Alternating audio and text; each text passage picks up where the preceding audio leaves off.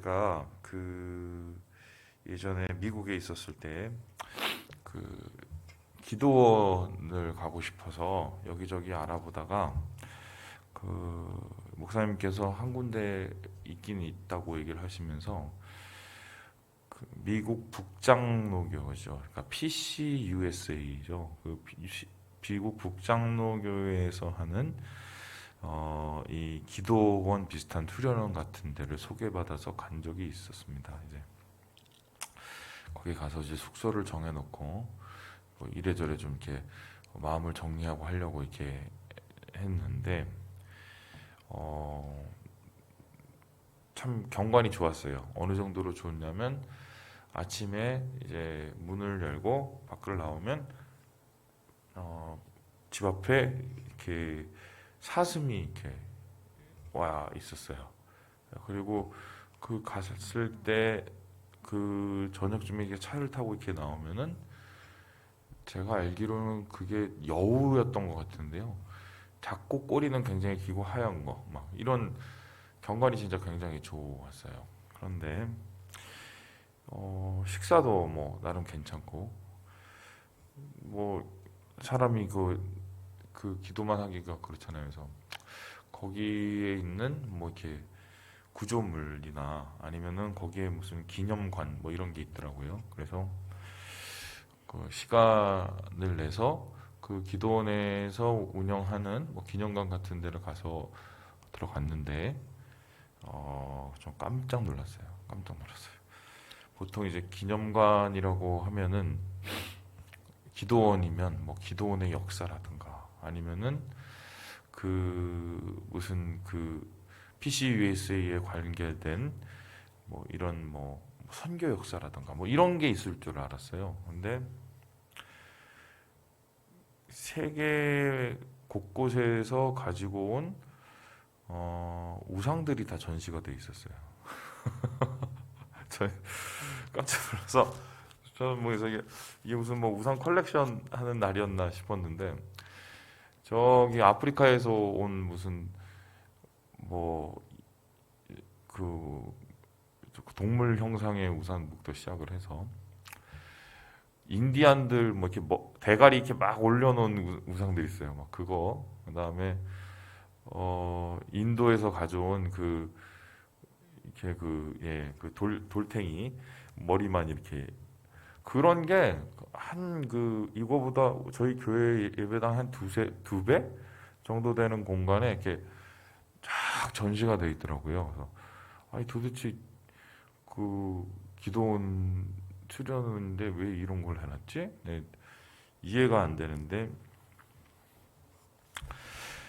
그 기, 기념관을 한번 돌고 좀 충격을 받고 나오는데 그 나오는 입구에 그림이 하나 있었어요. 그림이 하나 뭐였냐면 나무 형상인데 이렇게 지구가 이렇게 동그랗잖아요. 이게 지구가 동그란데 그 지구 모습을 가진 그 뿌리가 똑같은 나무. 그러니까 중간에 뿌리가 있고 그 뿌리를 시작해서 이렇게 나무처럼 지구를 형상을 해서 이렇게 있는 이런 게 그림이 있는 거예요. 그래서 이게 도대체 무슨 이게 소리냐? 나중에 잘 살펴봤더니 결론이 뭐였냐면은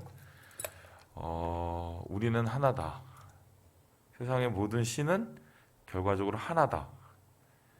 우리가 소위 말하는 종교다원주의였던 거예요. 그래서 그 미국 그 장로교 신학이 거기까지 타락했다는 걸 보고 깜짝 놀랐고, 그리고 그 다음에 그분들이 기도하는 데가 어디냐고 내가 물어봐서 갔더니 기도원이라는 데를 기도하는 기도 초소를 소개시켜 줬는데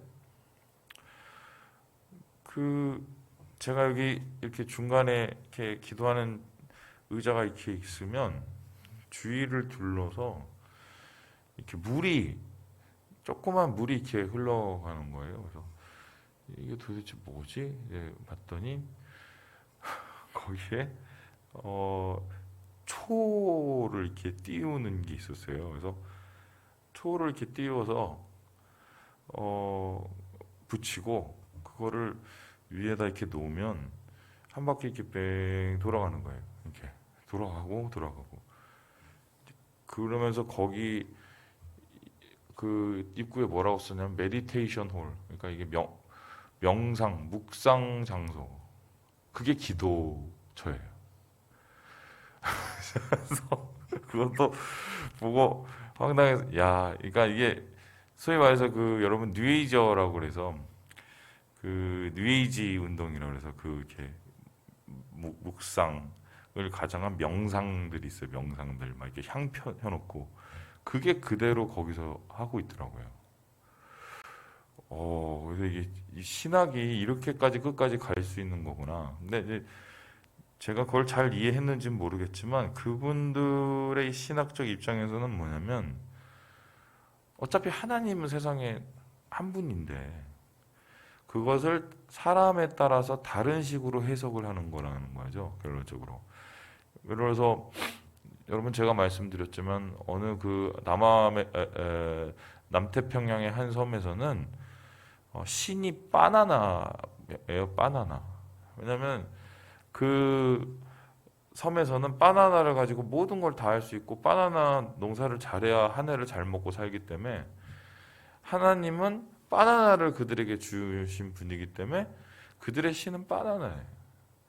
그리고 어느 장소에 가면은 그 신의 형상이라는 것이 그들이 생각하는 모든 정말 최고의 강력한 것들을 갖다가 다 붙여놓은 회개망측한 이 괴물 같은 모습들이 있거든요. 그 이유가 뭐냐면 예를 들어서 뭐 이런 겁니다.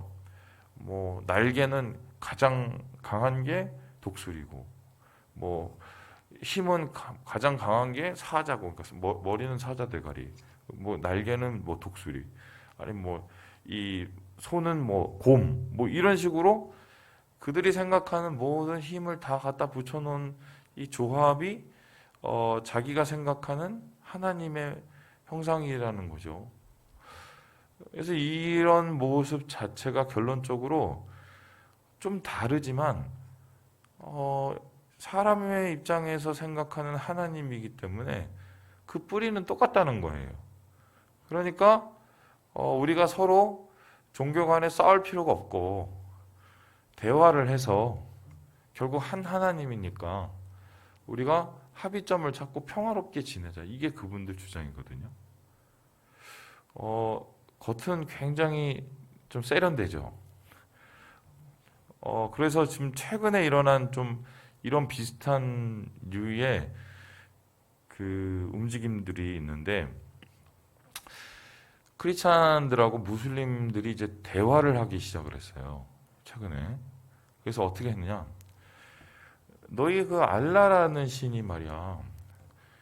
잘 보니까 우리 여호와 하나님이란 분하고 별로 큰 차이가 없는데 왜 이렇게 우리가 알라하고 하나님하고 이거 대립해서 싸우는지 이거 우리 화해하자. 그러면서 우리는 너희의 알라를 하나님으로 인정을 해줄 테니까 니네도 우리 하나님을 니네 알라라고 생각을 하면 안 싸우지 않겠냐. 이런 식으로 이제 짬뽕. 그래서 종교 간의 대화를 통해서 화해하고 싸우지 말자. 이런 식의 움직임이 최근에 있어요. 그리고 WCC나 이런 세계 기독교 흐름에 상당히 이런 영향들이 지금 미치고 있거든요. 종교 다원주의죠. 여러분 여기에 대해서 어떻게 생각을 하십니까? 정확한 표현을 쓴다면 알라는 하나님이 아니거든요. 물론 그들이 생각하는 하나님의 모습일지는 모르겠으나 이 알라의 시작을 보면 한 아랍 족속의 부족 신이었어요. 그 부족 신을 통합을 하면서 여러 나라들을 복속을 시키면서 알라가 유일한 신이다라고 그 소위 말해서 창과 칼로 가르친 게 이게 무슬림들이거든요. 근데 우리가 화해를 위해서 그런 것을 대폭 양보해줘서 어차피 한 하나님을 섬기니까 뭐하러 싸우냐. 이렇게 하는 것이 과연 주님이 원하는 것일까? 그러한 종교 다원론자들이나 평화주의자들이 우리 신앙을 바라볼 때는 어떠냐면 이런 거죠. 너희는 너무 독선적이야. 너희는 니네만 옳다고 하는데 그걸 하나님이 원하시겠어? 종교는 화해하고 평등하는 것이지.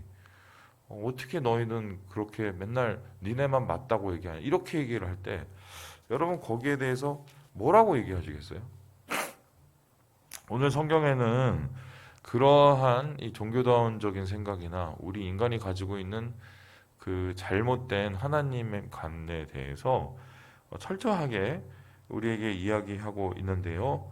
우리 함께 24절의 말씀을 같이 한번 읽어보도록 하겠습니다. 시작. 보라, 보라, 너희는 아무것도 아니며 너희 일은 허망하며 너희를 택한 자는 가증하니라.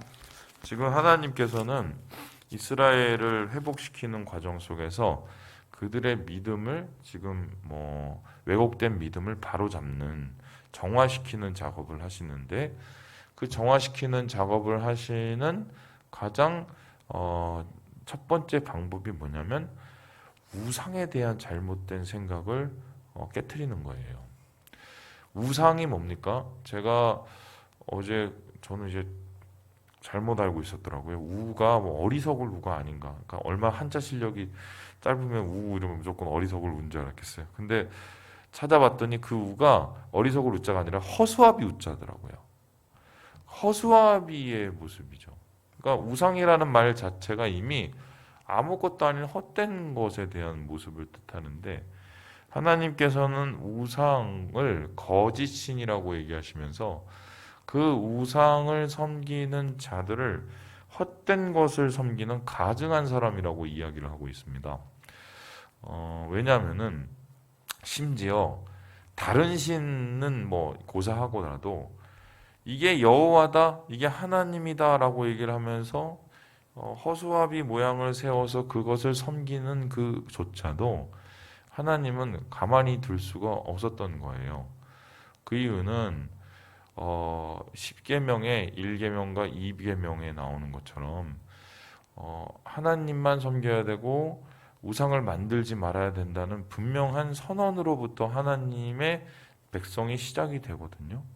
그렇다면 왜 하나님께서는 좀 이렇게 인간이 자기 좀 생각대로 좀 하나님을 섬기는 것을 좀 내버려 두시지 못하러 그렇게 우상에 알러지 반응을 보이시는 걸까라고 했었을 때 여기에는 좀 중요한 이유가 있어요. 최초로 이스라엘 백성들이 광야를 나와서 지었던 죄가 뭐냐면 황금 송아지를 만드는 죄였어요. 그것을 만들면서 이게 하나님이라고 얘기를 했거든요. 그들의 입장에선 다른 신을 섬긴 게 아니라 하나님을 눈에 보이는 것으로 만들었을 뿐이에요. 그래서 모세가 와서 그들을 향해서 화를 내고 그들 앞에서 십계명 돌판을 깨트렸을 때 대부분의 많은 사람들은 이해가 되지 않았을 거예요. 아니 우리는 우리 나름대로 하나님을 섬기는데 왜 저래? 그런데 하나님께서는 십계명의 1계명과 2계명을 통해서 분명히 얘기하시는 이유는 무엇이냐? 하나님을 제한하는 것은 하나님을 신앙하는 게 아니기 때문이에요. 하나님을 제한한다는 것은 어떤 뜻입니까? 우리는 하나님이 우리에게 가르치시고 말씀하시는 것대로 믿어요. 그래서 우리 이 기독교 신앙을 무슨 종교라고 하냐면 계시 종교라고 합니다. 계시 종교는 뭐냐? 하나님께서 우리를 보여주신 것, 자기 자신에 대해서 보여주시고 말씀하신 것을 우리는 따르고 믿을 뿐이에요. 우리 생각대로 우리 마음대로 해석을 해서 하나님을 이렇게 저렇게 섬기는 게 아니라 하나님이 원하시고 하나님이 말씀하신 것을 믿고 섬기는 게 이게 계시 종교거든요.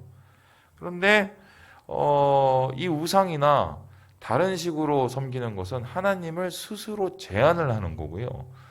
스스로 하나님을 제한한다는 뜻은 어떤 뜻이냐면은 자기 뜻대로 하나님을 믿겠다는 소리예요. 그러면 자기 뜻대로 하나님을 믿는다는 것은 어떤 뜻입니까? 결국 하나님을 믿고 섬기는 게 아니라 누구를 섬기는 거예요? 자기의 뜻을 섬기는 거예요. 그러니까 하나님은 자기가 원하고 자기가 바라고 자기가 뜻하는 것을 이루기 위한 도움일 뿐이고, 도움이 실제로 자기의 삶에 가장 중요한 것은 뭐예요? 자기 자신인 거예요. 그러니까 우상은 결과적으로 무엇이냐면 자기 자신의 그 자기애, 정말 이기적인 자기 중심적인 자기애의 형상일 뿐이에요. 그래서 실제로 가갖고 무슨 뭐 이렇게 있는 무슨 약살 뭐 그런 데 가서 뭐 계속 막 빌고 뭐 또 뭐 100배, 1000배 하고 그런 이유가 사실은 그 우상을 그 섬기는 그 신을 존중해서 그런 게 아니라 자기가 가지고 있는 그 뜻을 관철시키기 위해서 거기 앞에 매달리는 것일 뿐이거든요. 그런데 하나님께서는 그것을 그렇게 자기를 섬기는 것을 오히려 안 섬기는 것보다 더 증오하시는 거예요. 그래서 지금 이 바벨론에 살면서 바벨론의 우상 문화들을 경험하고 있었던 유대 백성, 하나님에 대한 생각들이 많이 왜곡되어 있겠죠.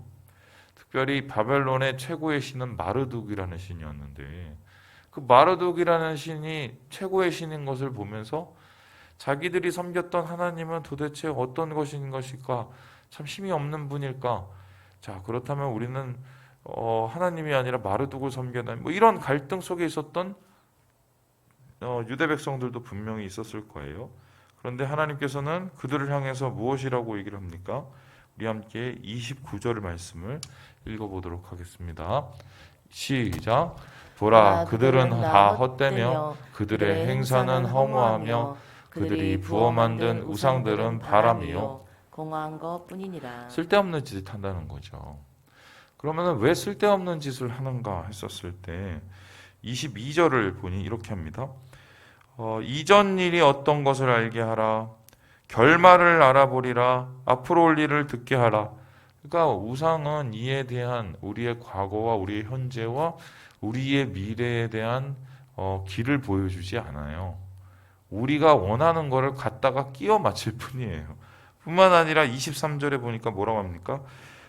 뒤에 올 일을 알게 하라. 재난을 내리든지 뭐 복을 내리든지 하라.